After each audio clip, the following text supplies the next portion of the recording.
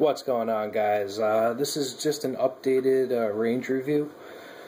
Nothing new. I've already done this one, but I didn't really like the way the other one came out, so I'm redoing it. And I'm still doing that new thing where I'm trying not to curse, so wish me luck, and we'll see if we can get through the whole video without me dropping the F-bomb. Alright, so obviously we're doing a range review on the Sig516. Now the Sig516, before I begin, it has a 16-inch barrel, has an 801 and 7 twist. Its barrel and chamber are chrome lined, and it's either a cold hammer forged barrel or a button finish barrel. I'm not 100% because Sig kind of varied between the two barrels somewhere along the lines of developing this gun. So I don't know which one it is, but it's still a pretty good barrel. Now, the round that I fire through there is 5.56 NATO. Now, 5.56 NATO is a 62 grain steel core penetrator round, and it's designated by these green by the green tips here. Now, a lot of people think that 5.56 NATO is a 55 grain full metal jacket, whatever. Well, it's not. I think it used to be, but it's not anymore. 5.56 NATO is this round right here. The green tip, full metal jacket, 62 grain steel core round. And it's obviously 5.56 and not 223.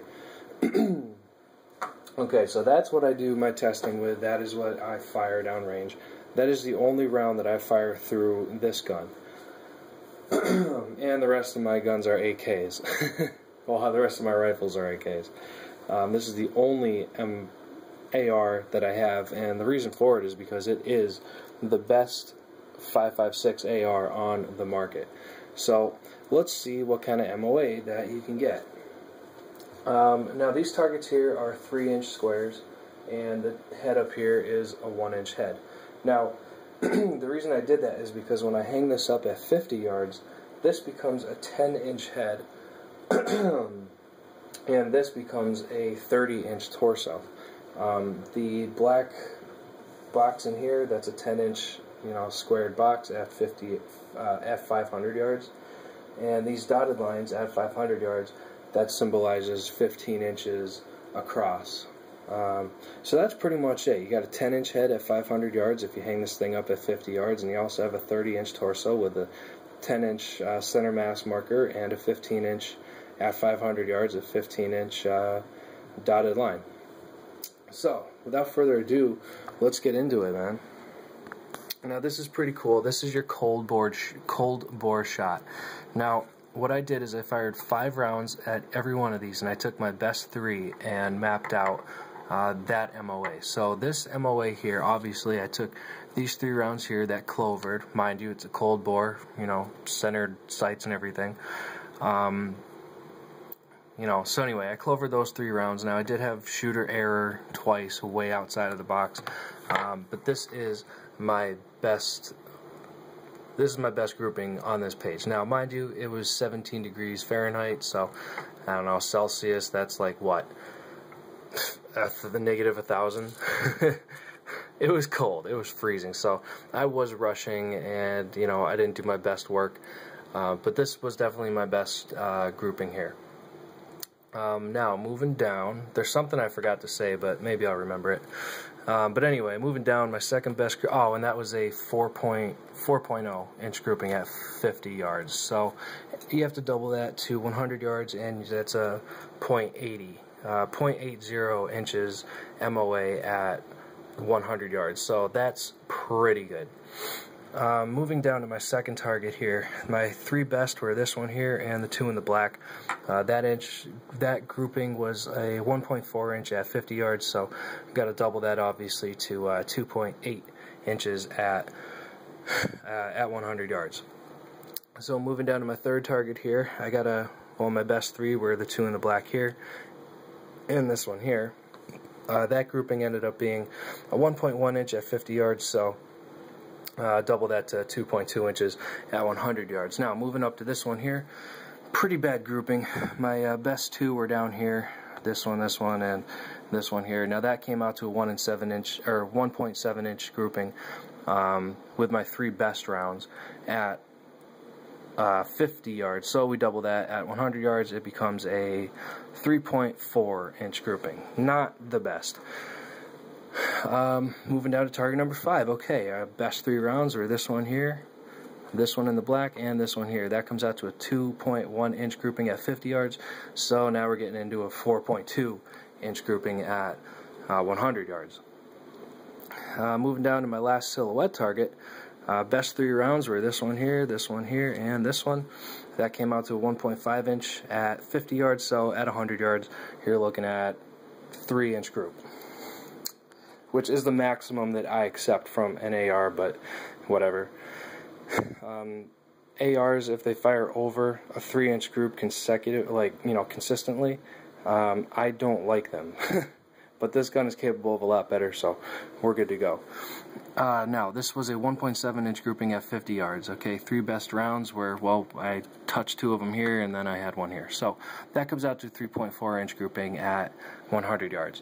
Now, moving down to this target here, my 3 well, I only fired 3 at these targets here, but so let's see, I got 3 here, I got a 1.2 inch grouping at 50 yards. Well, that's a 2.4 inch grouping at 100 yards. So this one here is the one I forgot to fire the 3rd round at.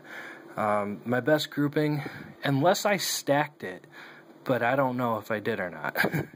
I don't remember. But anyway, this round here and this round here were my two best, and that was a 1 inch, or I'm sorry, yeah, that's a 1 inch grouping right there. Double that to 2 inch grouping at 100 yards. So at 50 yards, these 3 rounds were a 1.1 inch grouping, double that to 2.2. Moving down to my last target, I got 2 inside of the white box, and I got 1 just touching the box over here. At 50 yards, that becomes a 1.6 inch target, or 1.6 inch grouping, double that to a 3.2 at 100 yards. So to find the average, what I ended up doing is I added them all up. Let's see, there's 11 targets, 6 plus 4, yeah, it's 11. But anyway, yeah, so I got 11 targets. I added up all the MOAs, I converted them to 100 yards, added up all of the MOAs, and then divided by 11. So what I got was actually a 2.40 inch MOA. Now, mind you, this was 17-degree weather. The round wasn't as hot as it usually is. That's why, hopefully, I'm going to do another one of these in a couple of months when it warms up to like 70s. That'll be like the best time to do it, because then you sort of have a room temperature, to go by. If you know your ballistics, like, when it's hot, your round flies faster. When it's cold, your round flies slower. So I want a more equal kind of baseline for that. But anyway, yeah, so 70-degree weather will be pretty cool. I'm going to redo this exact thing in that weather. Much less shooter error, and groups are definitely going to be a lot tighter than an average of 2.40. I can almost guarantee you that the average group will most likely be, I'm going to say, anywhere from 1.5 to 2 inches. I definitely will not be over 2 inches. There's no way that I'm going to accept that. This gun is definitely capable of much better, but, well, yeah, it's capable of much better than I can do, but I'm definitely going to prove it's capable of much better than what I got on this freezing cold day when I was trying to hurry up. So anyway, stay tuned for that one. It will be here in a couple of months. Feel free to leave a comment, do all your whatever, watch the rest of my videos, and as always, keep your oath, stay safe, stay American, and long live the Republic, right? Alright, y'all have a good one. I'll see you next time.